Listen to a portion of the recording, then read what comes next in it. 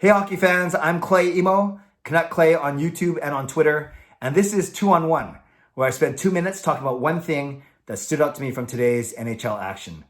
What stood out to me today was how lopsided the victories were. Tampa beating Florida 6-2. The Islanders taking down Pittsburgh 4-1. Toronto creaming Montreal 5-1, and the Vegas Golden Knights shutting out the Minnesota Wild 4-0. That is differences of 4 goals, 3 goals, 4 goals, and 4 goals for an average of 3.75. That's far and away the biggest difference, the biggest number of goal difference since the playoffs started exactly a week ago tonight. In fact, listen to the average goal differential from last week, May the 15th, until now, May the 22nd. 1 goal, 2.3, 1.7, 2.5, 1.5, 2.3, and then tonight, 3.75. Rounded up, it's 3.8.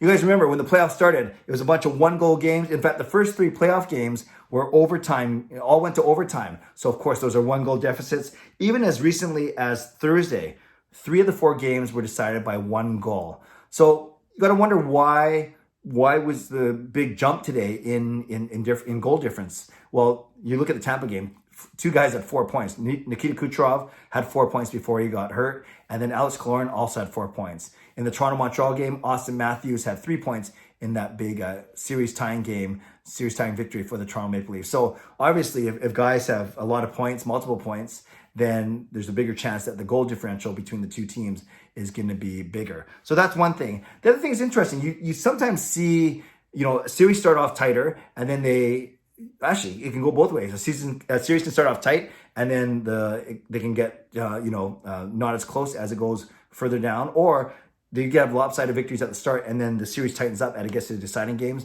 Regardless, there's no real trend here because one series is only tied up at 1. That's Toronto and Montreal.